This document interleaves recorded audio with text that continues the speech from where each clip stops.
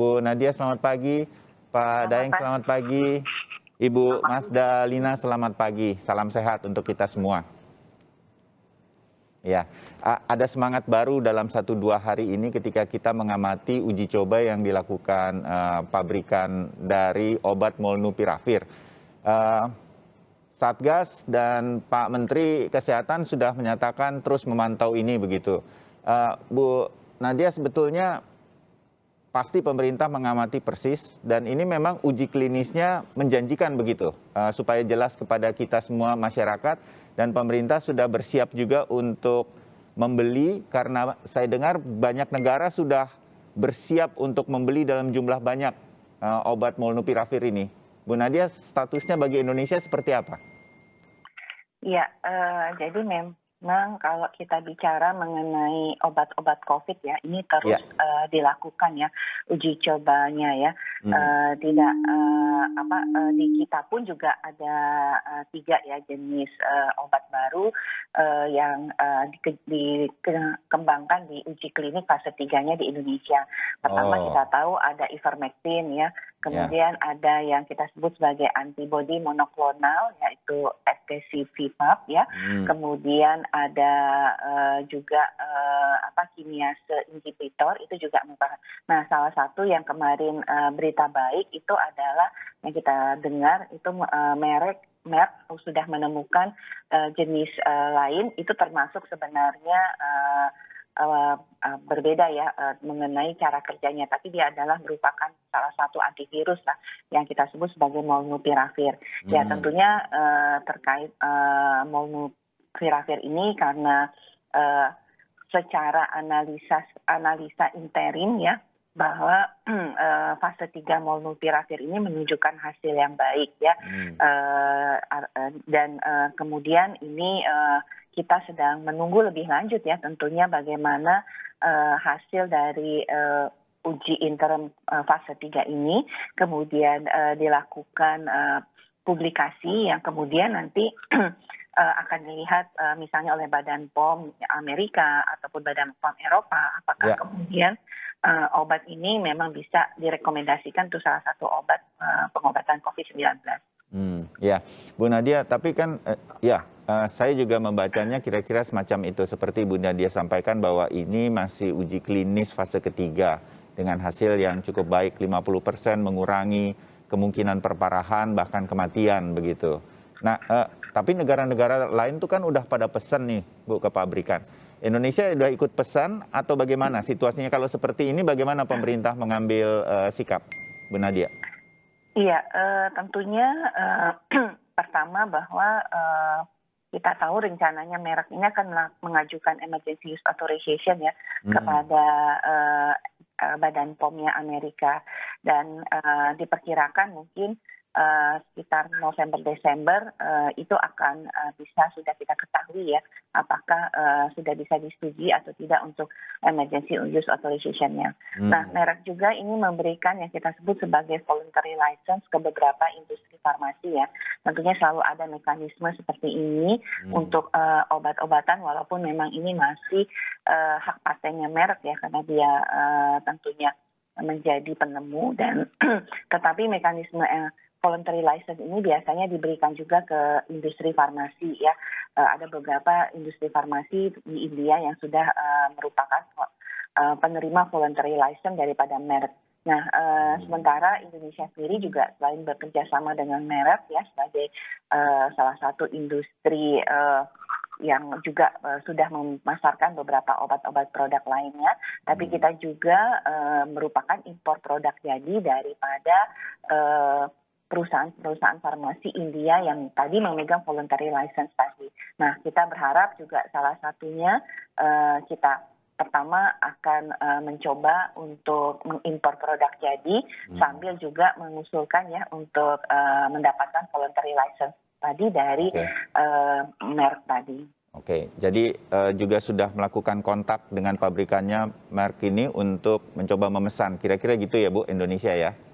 Ya, sudah dijajaki bagaimana kita mengakses untuk obat tersebut dan melakukan pemesanan, sekaligus juga melalui voluntary license, artinya produk-produk yang akan diproduksi oleh perusahaan farmasi yang ada di India. Oke. Ya. Sedikit lagi Bu Nadia, kalau mereka sendiri sebagai pabrikan uji klinisnya baru selesai nanti November, Desember, apakah kemudian di Indonesia harus masuk kepada fase seperti obat-obatan yang lain atau hal apapun melalui Badan POM kita? Nah, itu butuh berapa waktu di dalam negeri nanti kalau kemudian ini bisa kemudian digunakan di rumah sakit untuk menangani paparan COVID-19, Bu Nadia?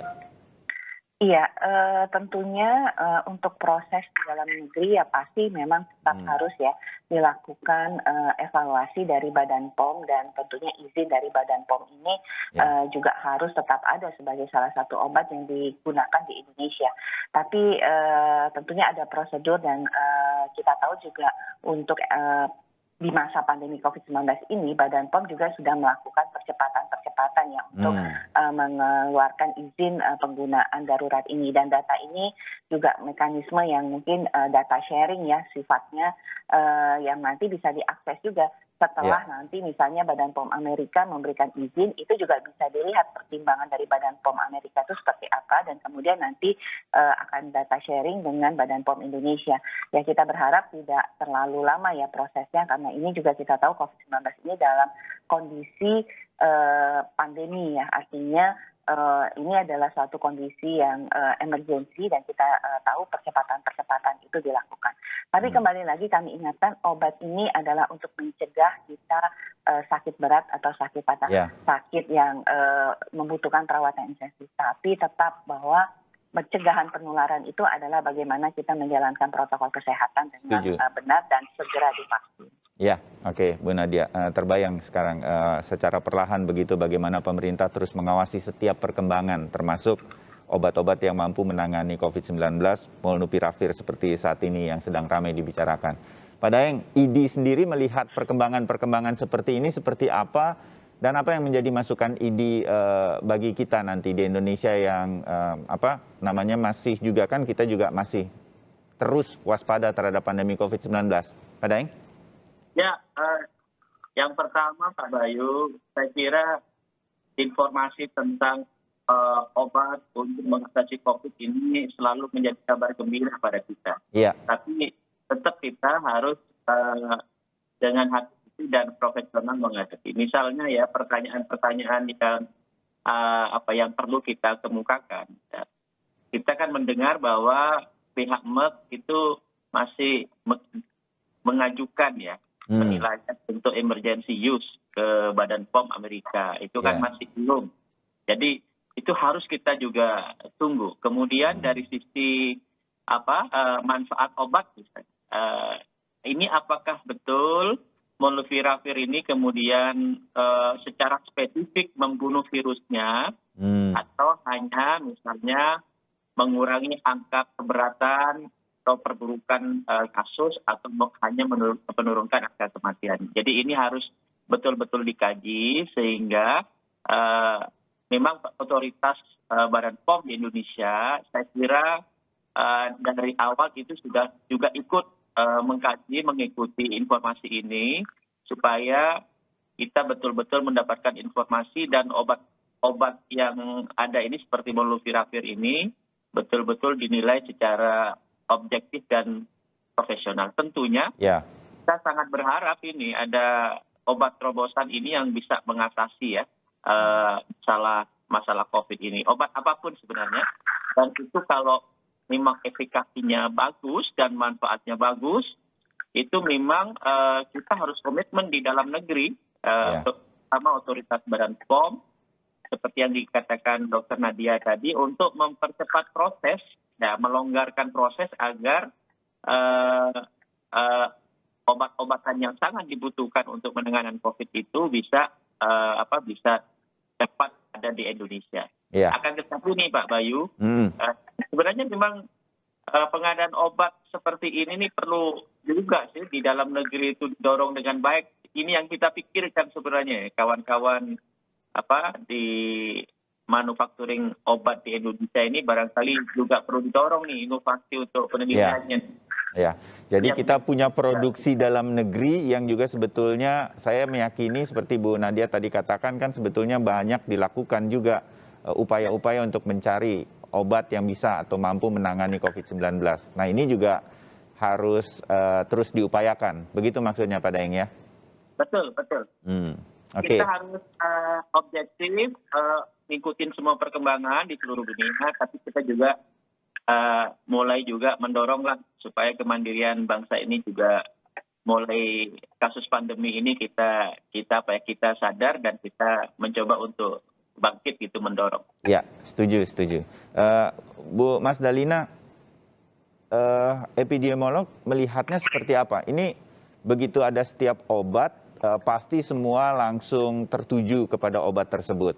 Tapi molnupiravir ini menjadi perhatian karena hasil uji klinisnya di tahap pertama dan kedua bagus, tahap ketiga juga bagus begitu. Lebih dari itu dia dianggap mampu mengurangi perberatan kondisi COVID-19. Nah, sebetulnya apa sih yang membuat molnupiravir ini menjadi begitu perhatian dari sekian banyak upaya obat-obatan yang dilakukan di seluruh dunia, termasuk sebetulnya di dalam negeri di Indonesia, sehingga molnupiravir ini menjadi semacam apa ya, new hope gitu untuk COVID-19. Apa itu Bu, Mas Dalina? Apa yang membuat obat ini selain uji klinisnya yang kita bilang moncer atau cukup sukses, apa yang dilakukan obat ini terhadap virus COVID-19 itu, Bu Mas Dalina? Baik Mas Bayu, sebenarnya sebagaimana vaksin, perkembangan penelitian obat untuk COVID itu juga berkembang pesat. Ya. Sebenarnya bukan cuma molnupiravir saja, setidaknya ada 640 jenis obat yang sedang dalam pengembangan. Wow. Hanya yang lebih maju duluan sampai ke uji klinik fase 3 dan itu sudah approve untuk persetujuan uji klinik fase 3-nya dari Merck ya, molnupiravir ini sudah satu tahap lebih maju. WHO sendiri juga melakukan trial cukup banyak. Di Indonesia sendiri juga kita melakukan penelitian uji klinik fase 3. Nah, yang menarik dari molnupiravir ini adalah dia obat yang memang didesain memang untuk COVID. Sementara obat-obat lain itu biasanya obat yang untuk virus lain, tapi diuji cobakan juga untuk COVID. Okay. Jadi kalau yang molnupiravir ini betul-betul untuk coronavirus begitu ya, Bu Mas Daya? Dia menggunakan RNA dependent dan RNA polimerase yang dimiliki oleh SARS-CoV-2. Jadi ini jauh lebih targeted dibanding obat-obat virus lainnya yang biasanya dibutuhkan untuk virus lain, tapi kemudian diuji cobakan juga untuk COVID. Bagi kita, secara epidemiologi, kita mengapresiasi setiap temuan, setiap perkembangan teknologi di mana bisa menyelesaikan masalah pandemi ini. Nah, untuk Indonesia sendiri sebenarnya permasalahan kita adalah angka kematian yang tinggi yang disebabkan perburukan yang cukup banyak. Data kami di 63 kabupaten kota dan 11 provinsi, itu mereka yang memburuk, kasus-kasus yang memburuk itu di atas 18%. Yang standarnya harusnya kurang dari 5%. Nah, yang ini menjadi PR kita, mengapa mereka kemudian memburuk dengan cepat atau datang ke rumah sakit dalam kondisi yang sudah buruk atau kritis. Jadi yang kita butuhkan memang obat-obat untuk mengurangi kematian akibat COVID. Kalau memang molnupiravir ini mampu melakukan itu, saya optimis bahwa kita akan bisa gunakan. Tetapi tentu melalui prosedur yang benar. Harusnya kan yang mereka yang kritis ataupun kondisi berat ini secara teori kurang dari 5% dari mereka yang dirujuk. Tetapi di Indonesia itu masih cukup tinggi sehingga memang angka kematian itu yang membuat angka kematian kita selama 3 bulan terakhir saya kira walaupun jumlahnya turun tetapi rate-nya meningkat. Antara 5 sampai dengan 9%. Dan ini jauh lebih tinggi dibanding angka-angka kematian baik di regional Asia Tenggara. Di Asia itu malah 1,5, Asia Tenggara 1,8 itu ketarik sama angka Indonesia, dan di dunia itu 2%. Kita masih di atas 5. Ini jadi PR kita sebenarnya. Ya, Kalau oke. memang Molnupiravir mampu untuk membantu kita mengatasi masalah itu, tentu sangat baik. Tapi tentu harus melalui prosedur uji klinik yang baik juga. Tentu harus melalui Badan POM. Kalau bisa juga dilakukan uji klinik fase 3-nya atau fase 2, 3 di Indonesia. Dan kemudian diberikan emergency use authorization dulu dari Badan POM. Oke. Tetapi kita juga tidak boleh menutup kesempatan penelitian-penelitian obat lain juga melakukan hal yang sama di Indonesia. Setuju Bu. Bu Mas Dalina. Ya, Bu Nadia, dengan apa yang disampaikan oleh Bu Mas Dalina, terutama bahwa obat ini paling terdepan lah dalam uji-ujinya dan semuanya hasilnya baik begitu. Kalau saya baca di beberapa informasi sebelum ngobrol pagi hari ini dengan Pak Daeng, Ibu Mas Dalina, Bu Nadia, obat ini mengurangi sampai 50% diklaim mengurangi perberatan kondisi COVID-19. Koreksi saya ya, Ibu Nadia, Pak Daeng, sama Ibu Mas Dalina, obat ini melakukan dia mencegah replika dari si virus sehingga dia nggak mampu berkembang begitu virusnya. Betul tadi Bu Masda juga saya sempat baca Bu di beberapa artikel dikatakan bahwa obat ini betul-betul tujuannya adalah mengalahkan COVID, bukan obat apa dipakai untuk COVID, obat ini dipakai untuk COVID. Ini benar-benar para ilmuwannya benar-benar mencari untuk si COVID ini gitu. Jadi mungkin dia paling maju dan paling terdepan dalam menangani COVID. Nah, Bu Nadia, dengan hasil-hasil yang sekarang ini, orang kemudian mengatakan bisa saja Molnupiravir ini menjadi game changer mengatasi pandemi COVID-19 di dunia begitu. Nah, bagaimana Indonesia kemudian bisa mempercepat, kalau ya gitu, Molnupiravir ini lancar semuanya Bu, akhir tahun ini Amerika memberikan izinnya dan kemudian seluruh dunia juga bisa menggunakannya begitu. Bagaimana kemudian pemerintah Indonesia bisa menyegerakan Molnupiravir ini bisa ada di Indonesia dan bisa dipakai di rumah sakit di seluruh Indonesia? Karena catatan dari Ibu Mas Dalina dan juga Pak Daeng, ya tingkat kematian kita masih cukup tinggi walaupun gelombang kedua sudah kita bisa katakan sudah mereda begitu. Bu Nadia, kita udah siap nih bisa dapetin obat yang dianggap paling maju ini untuk COVID-19. Saya tahu tadi Ibu udah menjawab bahwa sudah melakukan pendekatan, tapi saya pengen lebih yakin sebagai masyarakat yang mungkin saja terpapar COVID-19 bahwa iya Indonesia pasti dapat gitu Bu. Bu Nadia? Iya. Baik, tentunya ini juga kita upayakan ya, karena kalau kita tahu bahwa pertama obat-obatan ini kan juga sama tadi seperti vaksin. Satu, bahwa kapasitas produksi daripada merek sendiri ini pasti mungkin tidak mencukupi ya untuk seluruh kebutuhan global ya. Tentunya tetap bahwa upaya-upaya obat-obat lain yang saat ini sudah kita miliki ya, seperti Favipiravir, Remdesivir, Oseltamivir, itu kan semua bentuknya antivirus ya. Tetapi kemudian terlihat bahwa Molnupiravir ini menunjukkan hasil yang baik karena kemudian di dalam uji klinisnya itu 50% ya pengurangan resiko rawat inapnya tadi ya, atau gejala berat.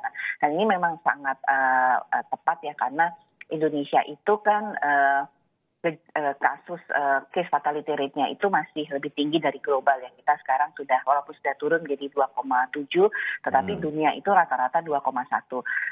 Ini juga memang nanti harus dipertimbangkan. Ini mungkin ada Prof. Zulis ya, yang bisa mungkin dari Farmako juga membantu juga untuk menjelaskan. Karena pada prinsipnya nanti mengenai obat ini kita juga harus atur obat mana yang kita gunakan pada lini pertama. Artinya kita harus melihat apakah misalnya karena dia bekerja menghambat replikasi virus, apakah pada waktu orang dengan gejala ringan pun sudah diberikan obat ini gitu, atau orang yang dengan gejala yang sudah mulai sesak ya, tapi belum berat, itulah baru obat ini diberikan. Seperti pada Oke. saat kita memberikan obat remdesivir ya. Kalau Ya. dulu kita tahu oseltamivir sebagai obat yang pertama, kalau sekarang kan sudah berubah menjadi favipiravir yang lebih banyak kita gunakan di awal. Nah ini nanti tentunya keterlibatan para farmakolog seperti Bu Zulis maupun juga para organisasi profesi dari Dokter Daeng ini nanti akan ada diskusi lebih lanjut. Tapi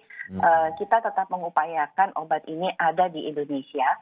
Oke. Kita belum tahu secara persis berapa jumlah yang kita dapatkan karena pasti keterbatasan dari produksi merek sendiri maupun juga perusahaan farmasi di India yang sudah diberikan voluntary license. Tapi kita akan berupaya, artinya sama seperti ivermectin ya, yang kita bisa secure dulu ya, kemudian kalau kemudian kita bisa secure dari awal, kita negosiasikan dari awal, kita berharap Indonesia bisa mendapatkan porsi yang lebih besar.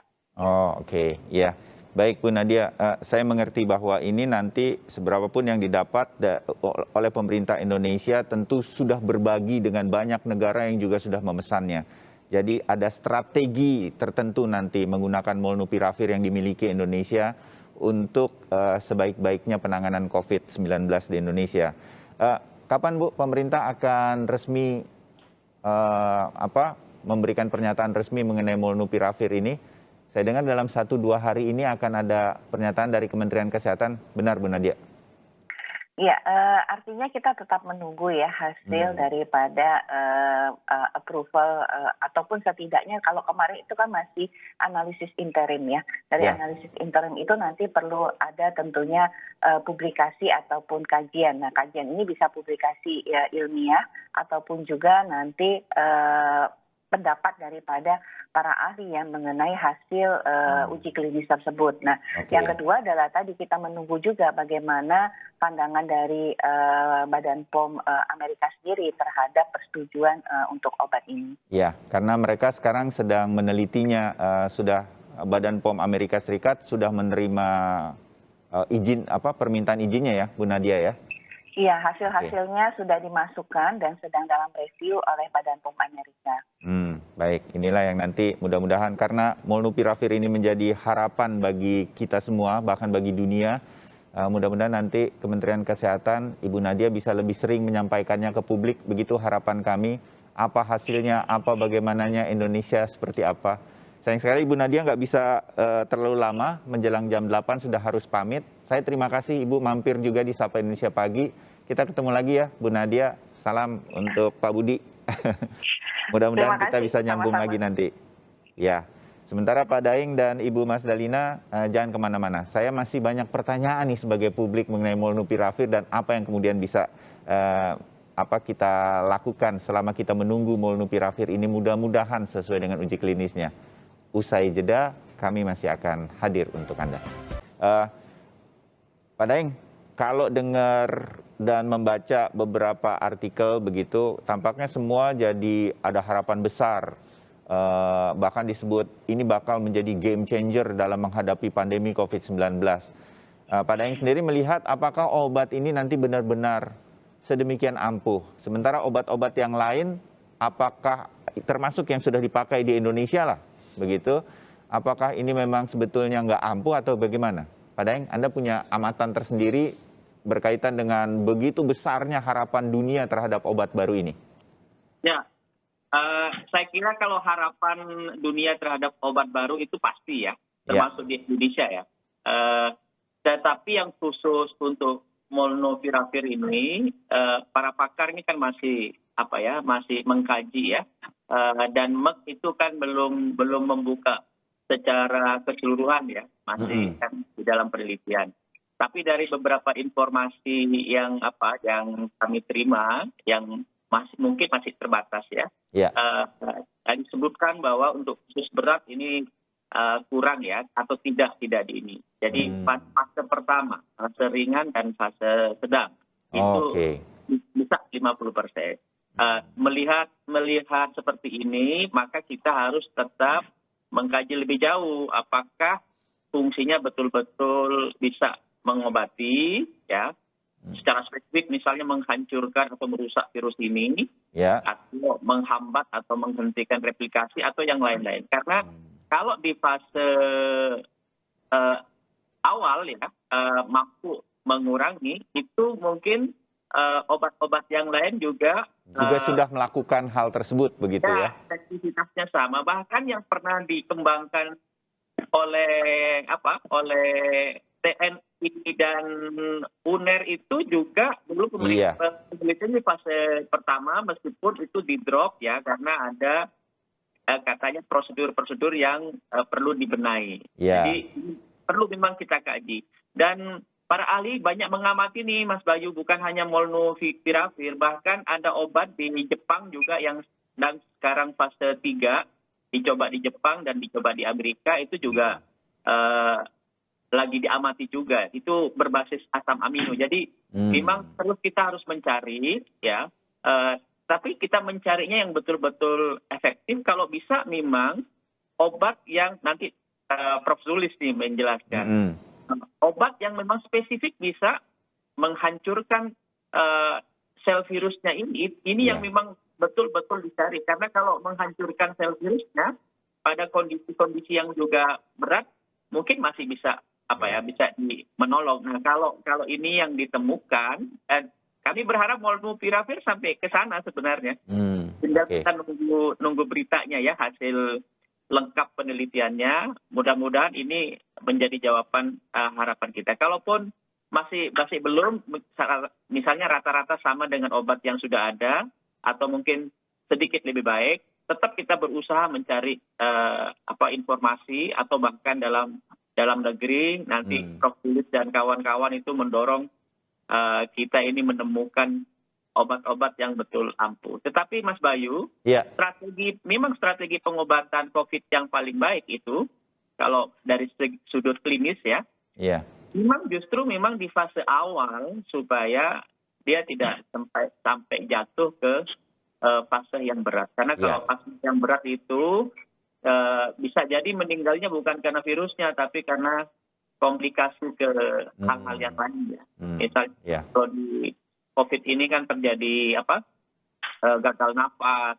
ya, komplikasi atau terjadi yang disebut badai sitokin. Dengan badai sitokin terjadi penggumpalan darah dan lain-lain ya, dan itu bisa menimbulkan komplikasi yang berat ya. Bahkan kadang-kadang meskipun sudah dinyatakan sembuh, karena ada komplikasi akhirnya juga di pasien wafat, meninggal.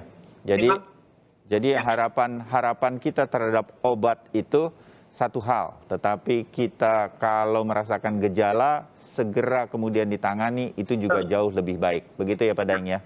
Betul. Ya. Bu Zulis, saya langsung ke Bu Zulis karena tadi kata Pak Daeng siapa tahu Ibu Zulis punya informasi yang lebih lengkap. Jadi memang sebegitu menjanjikannya kah molnupiravir ini, atau sebetulnya memang mesti kita tunggu semua nanti kajiannya? Kita harus bersabar melihat ini semua. Bu Zulis. Iya, terima kasih Mas Bayu. Jadi memang obat ini digadang-gadang cukup bagus efeknya, di mana obat ini awalnya sebetulnya juga pernah diujikan juga untuk virus yang lain sih sebetulnya, yaitu Venezuelan equine encephalitis virus. Jadi produk ini dikembangkan oleh Emory University, dan kemudian setelah awalnya untuk equine Venezuelan tadi ya, encephalitis virus, tapi kemudian dengan adanya pandemi COVID diarahkan ke sini, dan secara mekanisme dia itu sebenarnya mirip seperti favipiravir dan juga remdesivir. Jadi aksinya adalah pada enzim RNA dependent RNA polimerase. Jadi kalau melihat target mekanismenya kira-kira sama. Cuman kelebihan dari obat ini adalah dia bisa digunakan per oral ya, sama seperti favipiravir. Sedangkan remdesivir kan itu harus digunakan secara intravena ya, harus disuntikan, dan itu harus dilakukan di rumah sakit. Sedangkan obat ini bisa digunakan pada kondisi orang isoman lah istilahnya begitu ya. Begitu. Karena memang uji kliniknya itu memang sebetulnya uji kliniknya itu pernah digunakan juga pada dua macam nih. Ada namanya uji klinik move in sama move out. Move in itu digunakan pada pasien rawat inap. Tapi ternyata memang seperti yang disampaikan oleh Dr. Daeng tadi, hasilnya nggak begitu bagus. Jadi hasilnya memang sudah dilakukan uji kliniknya dan hasilnya tidak terlalu bagus. Sehingga uji klinik untuk yang rawat inap ini dihentikan. Selanjutnya kemudian digunakan pada rawat jalan, yang itu hasilnya seperti yang kita lihat klaim dari Merck ya dalam laman mereka itu adalah bisa menekan sampai 50% Ya, begitu. berarti kalau ini digunakan diminum oral begitu, seperti kita meminum vitamin atau apa, pada orang yang sedang isoman, berarti dia sedang tidak dalam kondisi berat begitu ya, Bu Zulis ya? Iya, jadi ini Oke. kayaknya komparasinya adalah dengan favipiravir ya, karena mekanismenya juga mirip ya, dan cara penggunaannya juga sama yaitu 5 hari. Hanya saja dosisnya yang kita tunggu nih, karena dari publikasinya belum jelas nih dosisnya persisnya berapa. Karena dalam uji kliniknya itu dia menggunakan dosis 200, 400, dan 800 miligram 2 kali sehari ya, setiap Oke. 12 jam. Nah, hasil yang kemarin dikatakan 50% itu efektif itu, kita belum tahu persisnya dosis yang mana, karena memang publikasi secara ilmiah kan memang belum ada. Ya, oke, dimengerti Bu Zulis. Oh, jadi kita mulai terbayang bagaimana kemudian obat ini sedemikian rupa sebetulnya masih juga sama dengan obat-obat yang lain, tetapi mungkin lebih mudah, tidak perlu diinfuskan begitu, tetapi dia udah bisa langsung diminum. Oke. Bu Mas Dalina gini, kalau saya, oke lah kita sebagai masyarakat begitu di Indonesia terutama, saya ini mewakili masyarakat itu udah tahulah. Kita harus tahu bahwa seluruh dunia termasuk di Indonesia nih Ibu Zulis dan kawan-kawan begitu di hampir di semua kampus ahli farmasi pasti terus mencari obat yang bisa mengatasi berbagai penyakit termasuk COVID-19. Tinggal tunggu waktu sebetulnya obatnya nanti ketemu yang paling manjur begitu. Tapi sambil menunggu itu, ini yang saya mau tanya. Kita kan nggak bisa juga hari ini, obatnya udah ketemu. Belum, obatnya belum ketemu. Ini masih semua uji klinis dan masih dicoba begitu. Kira-kira begitu ya Ibu Mas Dalina. Sehingga protokol kesehatan, 3T, vaksinasi, ini harus tetap berjalan. Saya benar apa enggak kalau mengatakan begini, Bu Mas Dalina? Ya, jadi sejak awal pandemi banyak sekali hal-hal yang diharapkan menjadi game changer. Begitu vaksin ditemukan, vaksin jadi game changer. Begitu obat ditemukan, obat jadi game changer. Tapi kita tidak pernah mengatakan kalau 3M itu adalah game changer. Iya juga. Game changer. Padahal 3M ini ya, itulah game changernya sebetulnya Ibu Mas Dalina ya. Jadi penurunan kasus yang signifikan pada hari ini sampai pada titik kurang dari 1.000 beberapa hari lalu itu dilakukan dengan 3M dan 3T. Ada vaksinasi, tetapi jumlahnya masih kurang dari 30%. Sehingga tidak bisa kita katakan vaksin menjadi game changer. Jadi ini yang harus dikemukakan kepada masyarakat. Game changernya itu adalah semua hal. Tidak hanya obat, tidak hanya vaksin. Ya. Jadi sementara teman-teman kita di lapangan berjibaku untuk terus menurunkan kasus ini. Terkait dengan obat dan vaksin, sebenarnya PR-nya adalah pada sebagian kecil kasus yang berkondisi berat serta kritis. Kita mengapresiasi bahwa mereka yang divaksin itu kondisinya tidak menjadi berat dan kritis. Nah, itu salah satu pencapaian. Dan kita berharap juga obat yang akan ditemukan memang berfungsi untuk mereka yang berat dan kritis gitu. Karena kalau angka kematian 2,7 atau 2,6 itu kita pernah capai beberapa bulan lalu, Mas Bayu. Kalau hari ini angka kematian kita overall 3,4%. Tetapi per minggunya ini yang kita lihat ya. Atau teman-teman bisa hitung sendiri deh per hari. Hari ini berapa meninggal dibagi dengan berapa jumlah kasus yang ditemukan hari ini. Itu angkanya di atas 6% dan itu mengkhawatirkan bagi seorang epidemiolog. Nah ini yang mesti dipromot ke masyarakat bahwa 3M dan 3T juga bagian dari game changer gitu. Ya, itu menjadi bagian penting pada pagi hari ini. Sedikit tadi Ibu Nadia juga mengatakan bahwa di Indonesia banyak terus dilakukan upaya-upaya mencari obat. Mumpung ada Ibu Zulis di sini. Bu Zulis, walaupun mungkin waktunya tidak banyak, di Indonesia upaya-upaya pencarian obat COVID-19 ini termasuk dilakukan, termasuk UGM juga melakukannya. Begitu ya, Ibu Zulis? Ya, jadi sebetulnya karena kita membutuhkan dalam waktu cepat ya, karena ini adalah masa yang sangat urgen, maka biasanya penemuan obat itu bisa menggunakan juga metode drug repurposing. Menggunakan obat yang sudah ada, kemudian digunakan untuk COVID. Dalam hal seperti molnupiravir ini, dia pun sebetulnya sudah ada sebelumnya. Remdesivir juga seperti itu, sudah ada, tapi memang belum dipasarkan. pernah diujikan untuk Ebola misalnya ya, atau mungkin virus lain, tetapi kemudian diarahkan untuk COVID. Dan ini salah satu cara percepatan penemuan ya. Jadi kalau kita from the beginning bikin dulu, dan itu saya kira takes too long time ya untuk mendapatkan obat baru. Sehingga memang biasanya yang sudah ada ini kemudian difokuskan begitu. Seperti molnupiravir pun sebetulnya itu bukan barang yang baru sama sekali ya. Jadi itu sebetulnya mungkin sudah pernah dikembangkan. Tapi kemudian ketika dengan adanya COVID ini langsung difokuskan begitu, langsung diujikan pada SARS-CoV-2 dan sebagainya. Nah, hanya saja mungkin kendala di Indonesia kalau untuk mau mengujikan langsung dengan virusnya itu kita banyak keterbatasan terhadap laboratoriumnya yang memiliki safety level yang tinggi itu Mas Bayu. Jadi di Indonesia masih sangat sedikit yang laboratorium yang memiliki biosafety level 3 misalnya ya. Karena kita bermain dengan virus yang berbahaya, jadi kita nggak bisa sembarangan. Itu yang menjadi kendala kita untuk mengembangkan obat-obat antivirus terutama ini dalam masa pandemi COVID. Oh oke, dimengerti. Mudah-mudahan ini didengar oleh banyak pihak termasuk pemerintah. Sehingga Indonesia bisa segera punya laboratorium yang mumpuni kita untuk dan bisa... banyak ya Mas Bayu, nggak cuma 1-2 ya. Nah, mudah-mudahan begitu. Kalau bisa kirimin semua nih institusi pendidikan, di UGM juga perlu. Ya, sehingga kemudian pun dengan tidak ada laboratorium saja, kita pasti, saya meyakini Ibu Zulis dan kawan-kawan di seluruh Indonesia akan menemukan obat COVID produksi kita sendiri. Walaupun mungkin itu akan menjadi takes time atau butuh waktu yang lebih lama.